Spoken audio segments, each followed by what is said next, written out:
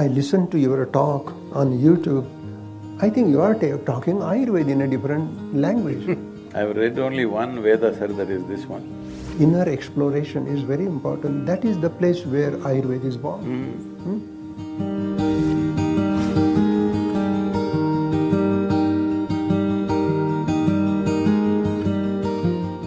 Namaskaram, all of you. Namaskaram. Everybody looks like a bank robber, I don't know who or… So the Ayur Prana is doing great work in the field of Ayurveda. They create Ayurvedic herbal product. We bring raw material from India, organically grown, no chemical pesticides, no chemical fertilizer. Then we test it here, see that there are no toxic heavy metals, arsenic, mercury, lead. And such a good work. They create churna, which is powder form, siddha tailam, medicated oil, siddha ghrutam, medicated ghee, gutika, vatika, tablet. And boy, this Banyan Botanical and Ayur Prana, they are doing very good work in the field of Ayurveda. And so that Ayurveda is becoming quite popular in the Western world, both in America, England, Germany. An amazing thing, there is so much hunger for Ayurvedic clinical approach. So I teach them Nadi Pariksha. And in Nadi Pariksha, the basic Manduka Gati, Sarpa Gati, Lavaka Gati, Tittara Gati, Hamsa Gati, different Gatis are there. And with the grace of God, I am a good artist. I draw the picture of the pulse, how it looks. And we are doing webinars. And each Friday, some new subject, new topic, that how to determine Prakruti through the pulse, how to do the assessment of Vikruti, the present altered status of the dosha. Then through the pulse we can understand the Manas Prakruti, Manas Vikruti, sub-doshas, Pranavyan, Udan, Saman, all these sub-doshas. And boy, there is so much demand, people love that. And to teach this subject in Zooming or on Zooming is quite an art. We have 2-3 cameras where I go near the camera and I just say, this is Vata Pigam, Adya, Madhya, Antya Nadi. Adya Nadi, Vata, Madhya Nadi, Pitta, Antya Nadi, Kapha. And then slowly the spike under each finger, Vata, Pitta, Kapha, Vata, Pitta, Kapha. And when we go deep, Niguda Nadi, Prakruti Pradarshani, Uttana tu Vikruta. So muncha, dhrutva, dhrutva, hold it, leave it, hold it, and then you will come to that state, that spike. And you have to just pay attention to the kapha spike, pitta spike, vata spike. Under these 3 fingers, how many vata spike, how many pitta spike you get, and based upon that you can determine your prakruti. The deep level, the 7th level is prakruti, and prakruti is your unique genetic code. It is your blueprint. It is still there, pulsating, throbbing under your radial artery. And amazing, people love it. So this work, Ayur Prana, is doing quite a fantastic work in the field of Ayurveda. And a couple of years ago, I was in Coimbatore also. That Dr. Krishna Kumarji and Ram Kumar, they invited me to teach Ayurvedic art of… This is a lost art. No school teaches this ancient Vedic art of pulse assessment. And Krishna Kumarji, he loved it. He's such a holy person. And they have a big school there in Vaidyak Raman, and they do Panchakarma there. And there were about 200 Ayurvedic doctors. They come there to receive this art of reading the pulse.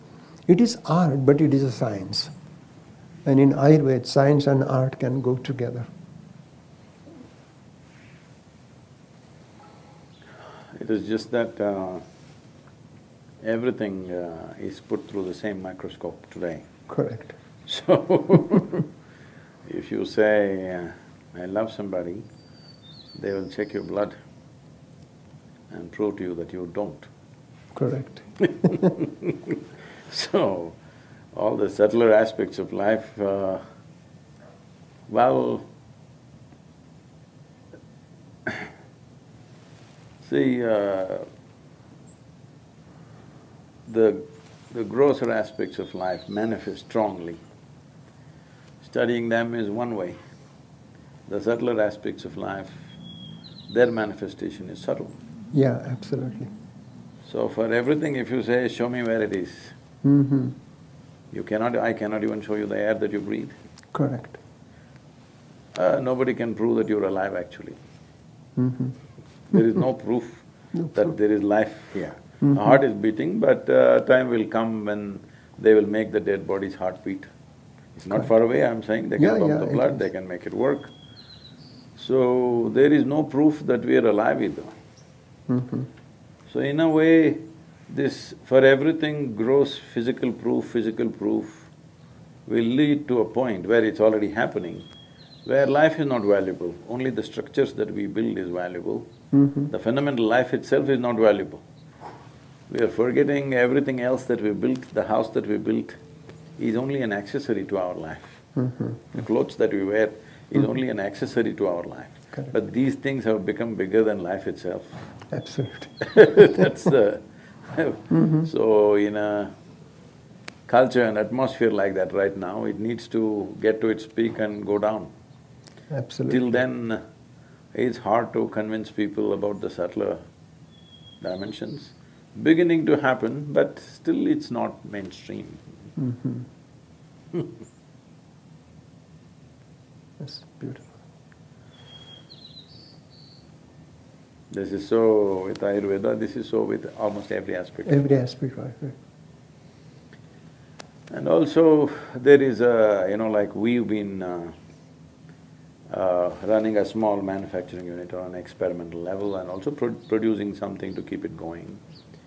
So our work has been last 25 years to bring batch integrity to Ayurvedic medicine. It's simply not possible because the leaf that's plucked in the morning and in the afternoon it's different, seasons are different. We found the batch variations, the efficacy variations are up to 80%. Yeah. And if you take any of the top manufacturers, even there it is so.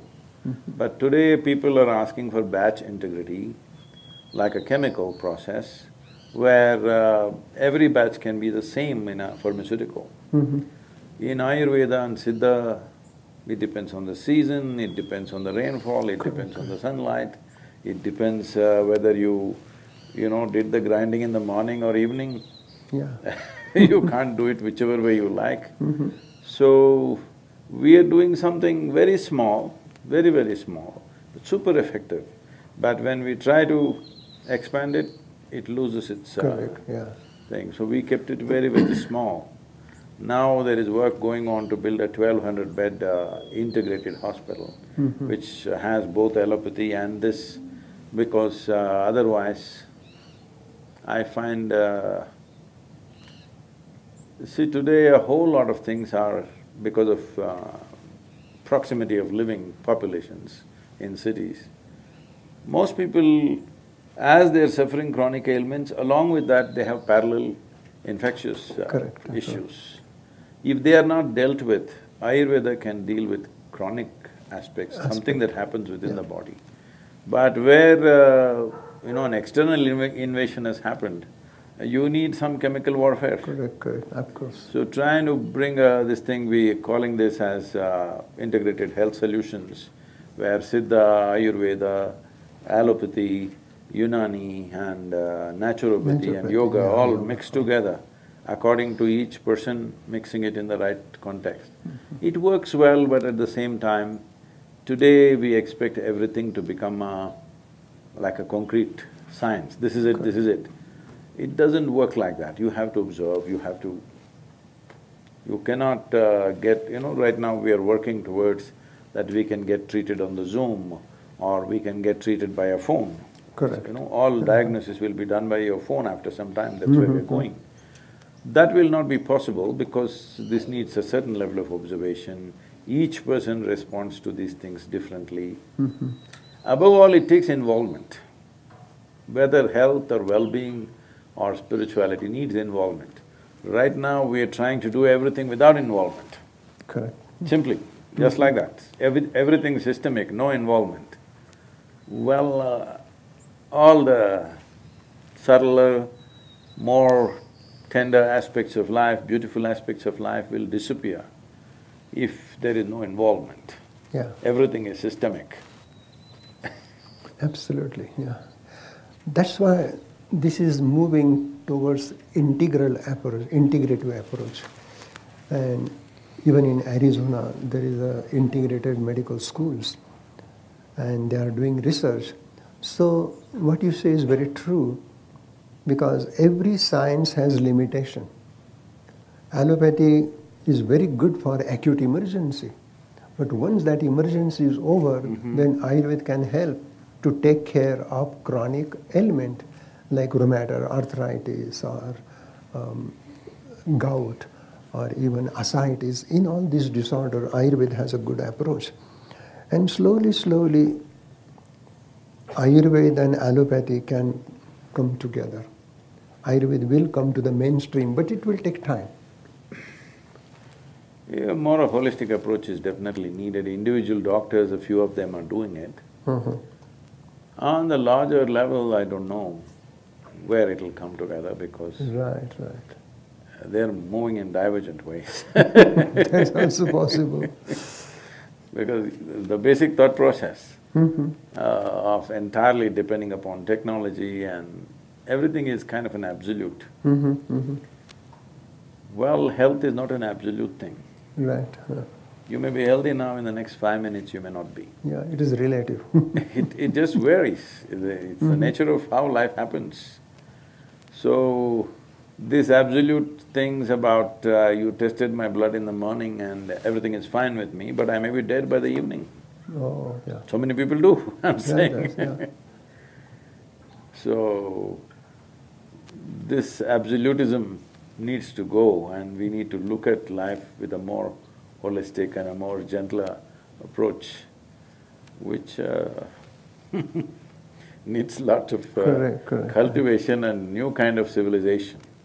When I say a new kind of civilization, right now our idea of civilization is that we dominate everybody and we are civilized.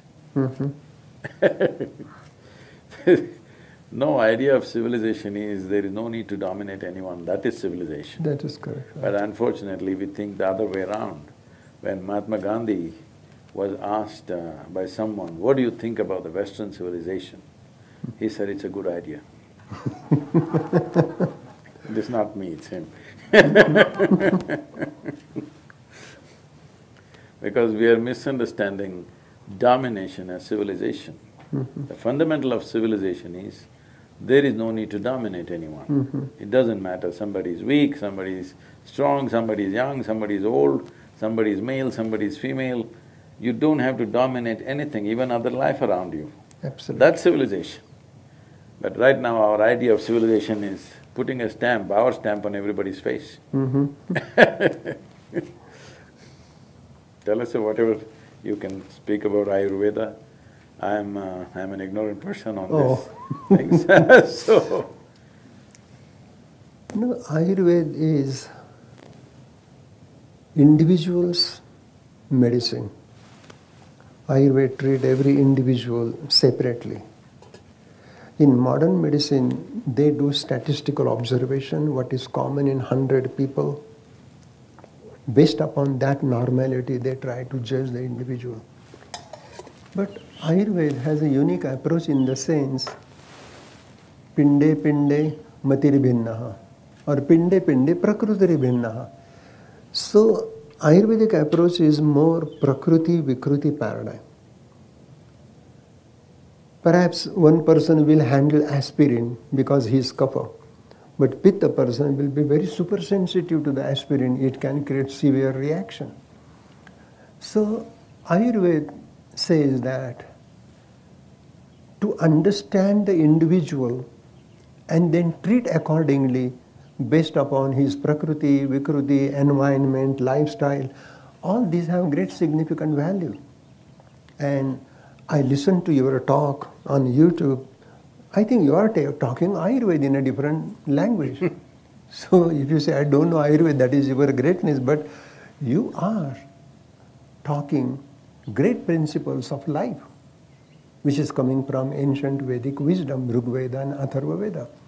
So, Ayurveda is a way of life, living in harmony. I've read only one Veda, sir, that is this one.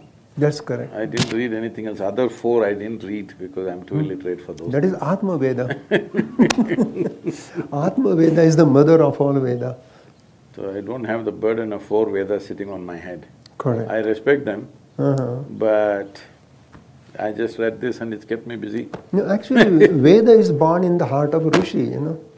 They observed it, they saw it, and they wrote it. No, that is a thing right now in the world. Yeah, right. If you say, if this happens to me all the time, if I say anything, they ask, where is it written? Right. Then I say, you write it, man. Because if you have so much value for written word, you write it. So, this whole thing of the so-called educated and scholarship is, if something is valuable, it must be written, not realizing it was written by some human being out of his realization or observation or whatever he saw right there.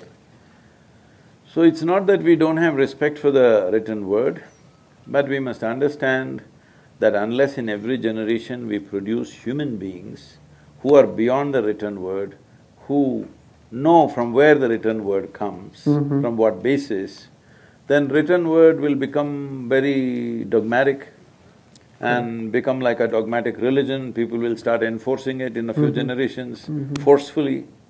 Then they will say, you are pitta, so you must be beheaded. I'm saying I'm saying it'll happen. Yeah. For all kinds of things, people have been beheaded, isn't it? For all sorts of things. All sorts of.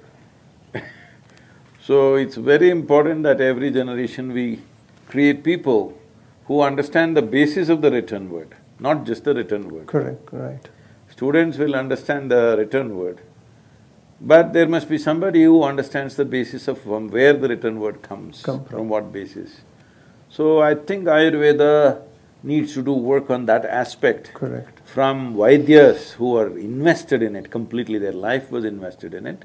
Today they're going to college for 4.5 years and becoming Ayurvedic doctors, which I feel is not going to work for this kind of science. Correct, correct. This is not that kind of science, this needs self-observation beyond anything.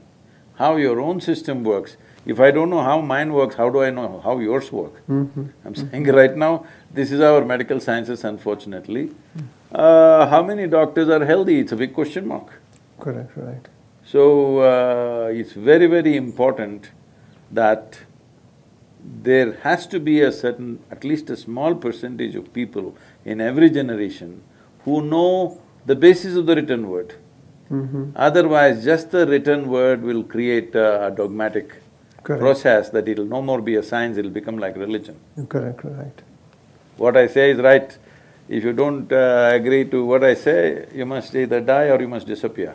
This this has been the approach, unfortunately.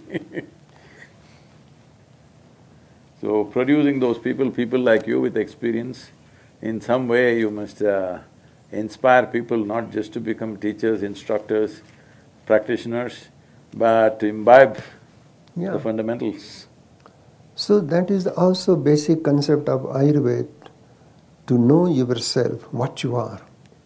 Self-knowing is the foundation of life. If I don't know myself, what is my prakriti, what is my vikruti, how thinking happens, how reaction comes, how emotion take place, this whole inner inquiry, inner exploration is very important. That is the place where Ayurveda is born. How will you live long if you don't know how to think and feel? Absolutely. People are thinking themselves to death. They're not working themselves to death. Most of them are thinking themselves to death. Correct. We are really happy I'm from Maharashtra, and my mother tongue is Marathi. And in Marathi there is a saying, Sant eti ghara, tochi Diwali ani Dasra. Means, when saintly person like you come home, that is really Diwali. And this Dasera, is the Diwali, they have you said celebrated Dasera, right Diwali. now it's Dasera only. Yeah, Dashara. Dashara. Because this Diwali and Dashara, the 10 doors of perception, Pancha Jnanendriya, Pancha Karmendriya, and all these sensory perception, motor action, if we bring harmony in that, it is really that Dashara. And Diwali is the festival of light. And you are the light, and light is within you. So, in that way, such a highly enlightened Guruji, Sadguruji is here.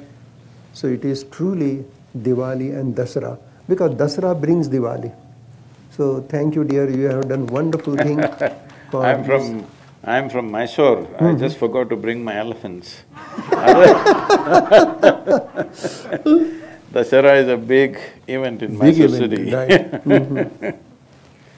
You know, it's every year just going and gathering there for that procession, and then so many things happening.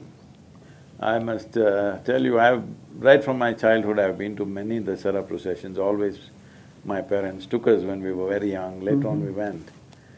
Then when I was probably 16, 17, I thought, what is there in that procession, and we get a holiday, we go somewhere else and all that. One Vijayadashmi day, I got involved with a small orphanage where there were about 42 children were there. These kids, if I just go there to play with them something, they would just come and… You know, the way they hug you with the desperation is unbelievable. Then I said, I asked them, Dasara is there, have you seen the procession? None of them had seen. Some of them were 12 years old, many of them were like 4, 5 like this. So I decided to take all of them. I hired a cargo truck, you know, a small truck like a Matador, it used to be called, a little one. So I borrowed this from my friend and put these children in the back in the cargo deck with an adult, and drove it there and found a nice place for them to see. Oh my God, the way they were excited seeing the Maharaja and the elephant and the horses and the procession and the tableaus, oh my God, I can never forget that. I just sat there and cried that day. Because these kids, what it meant to them seeing that procession, and that's what it is. And the moment we grow up and the moment we see a few films and some other entertainment, we just forget, you know. We were also excited when we were kids. But later on you think, what is there to see? I've seen it so many times. But after seeing those children, I thought, if I'm in Mysore, I must go for the procession, it doesn't matter what. That's great. Though there is a lot of jostling, pushing, pulling, everything happening. Even this Navaratri, the 9 days and nights of Durga Ma, and every name has a significant value in Ayurveda. Pratamam Shailaputriti, Dutiyam Brahmacharani, Tritiyam Chandraghandeti, Kushman. These are the names of the Vanaspati, these are the names of the herbs. And these 9 herbs, on those particular days when we make a decoction, tea and take it, it will get benefit. So that it will bring clarity, it will bring health and happiness, and amazing, it will balance the 3 doshas, it will burn the ama, the toxic morbid metabolic waste in the body. So, Ayurveda is totally percolated in every so-called ritualistic event. No, it kind of merged with the culture. This is the whole thing. Medicine was not about one doctor knowing about it. It's about everybody knowing what to do about themselves. As a part of this, we created herbal gardens in over 123 villages, herbal gardens. Somebody donated a piece of land and we grow about 108 varieties of herbs, and in that village we teach them how to use it. Anybody can go and pluck for their use. They can't take it in a bag and go, but they can pluck for their use. Simple things, children have a stomachache, they go to the doctor and stand in a queue. Somebody has a headache, they go there. All these things when we were growing up was just handled at home. Now for everything there is a consultation, for everything First of all, going and standing in the clinic like you're already sick. Okay, your stomach is upset, you're not sick. It's just that, body wants to get rid of something. You're not sick. But in today's terms, if you have a little bit of loose stools, you're sick. If you have a little bit of headache, you're sick. So we started this whole thing and still it's going on, the village people are maintaining it. I would like to ask you one question. In the tribal cultures in southern India, plants are identified as masculine and feminine. In Ayurveda, is there such a thing that there are feminine herbs and masculine herbs? It's very simple. It is based upon Shiva Swarodaya. If you take a leaf, there is a central, that is Shushumna. If you hold, because every leaf has a solar side and lunar side. The shiny side is solar, it takes solar energy, and the rough side is lunar. And if you look at the plant, the stem, and then there are horizontal lines. If you count those sira, that is called sira, if it is even number, so it is a female tree. If it is odd number, it is a male tree. So male-female can be detected through how many horizontal lines are there on the leaf. This is amazing, very fascinating. And Rasavirya Vipak of the plant, Rasa is the taste, Virya is the energy, heating and cooling, and Vipak is the post-digestive effect. And then Prabhav, Achintya Virya Prabhav. Prabhav is the action on Pilupak and Pittarpak. Pilupak is happening at an atomic level to the cell membrane. And Pittarpak, Pitar means parents, which is the genetic factor. So the herb goes up to the genetic factor onto the RNA, DNA level. So this is very interesting that male plant and female plant we can detect just by looking at this. Shiva Swarodaya is another wonderful science of Surya Swar, Chandra Swar, Ida, Pingala, Shushumna. And even in every plant there is a Ida, Pingala, Shushumna. So Ayurveda is really talking about male trees, female trees. Now when I came here in Santa Fe, I was teaching Ayurveda in Santa Fe College of Natural Medicine. And there were so many here Native American herbs. Chamomile, comfrey, angelica, even they use Krishna Kamal, which is passion flower. And passion flower is good for high blood pressure. And there is a Hathon Bedi. So we studied, and I wrote a book with one of my friend and student, Dr. David Frawley, and we worked together. And that book is... I know Dr. Frawley. We've had So we were working together in Santa Fe. And that book, we have explained Ayurvedic herbs and Native